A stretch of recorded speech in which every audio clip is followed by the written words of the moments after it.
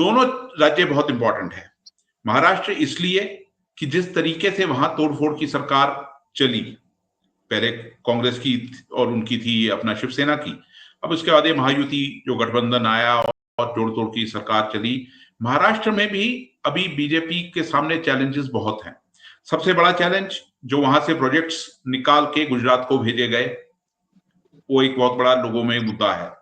Farm distress वैसा ही है, किसानों में बहुत नाराजगी है। देखिए, जब हम महाराष्ट्र की बात करते हैं तो हम बात करते हैं केवल जो चमक धमक जो आपको मुंबई की, पूना की वो नजर आ जाती है, पर बाकी क्षेत्रों में क्या हो रहा है वहां ग्रामीण क्षेत्रों में वो कभी नहीं आता।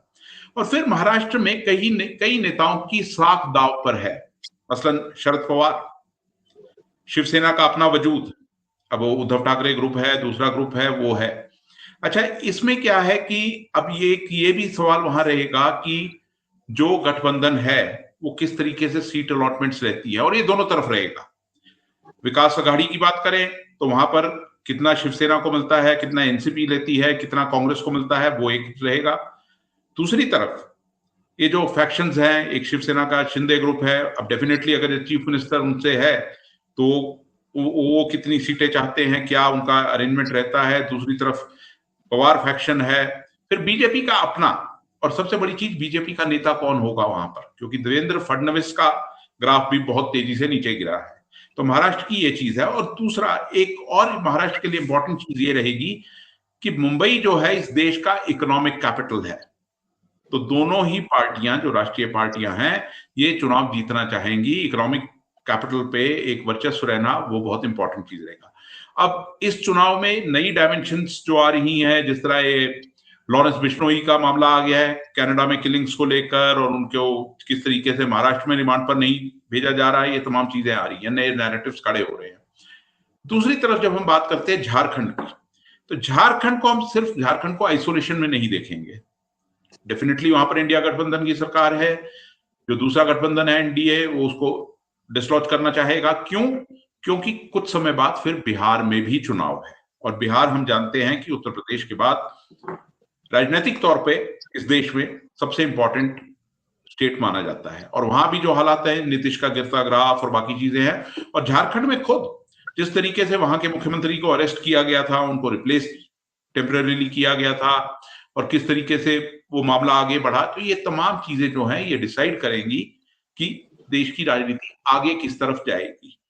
और लार्जर पिक्चर ये है कि नरेंद्र मोदी का अपना जो फ्यूचर है, पॉलिटिकल फ्यूचर है बीजेपी में, क्या उतना ही वो मतलब फर्म ग्रिप के साथ रह सकते हैं उस पे या नहीं रह सकते, मोदी शाह की जो जोड़ी है, या फिर ऑलरेडी अंदर से कुछ घाटें आ रही हैं जो क्या उनको हवा मिलेगी, वो इनके नतीजों के बाद पता लगेगा।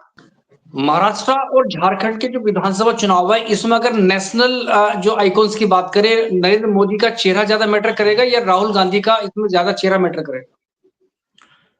देखिए, नरेंद्र मोदी का कहीं ना कहीं वो 10 साल बाद वो मैजिक जो है हमने देखा वो खत्म हो रहा है। हरियाणा की भी हम अगर ये बात करें तो वहां भी उनकी रैलियां बहुत कम हुई थी, फैक्टर कुछ भी रहे वहां पर चुनाव जीतने के, और उसमें एक बड़ा फैक्टर कांग्रेस का ओवर कॉन्फिडेंस भी था, वो चीज रही। राहुल गांधी को लोग एक उभरते नेता की तरह देख रहे हैं, एक फ्रेश फेस है, तो लोगों को फ्रेश फेस से कुछ उम्मीद भी होती है कुछ नए की। वो एडवांटेज राहुल गांधी के फेवर में इस समय है।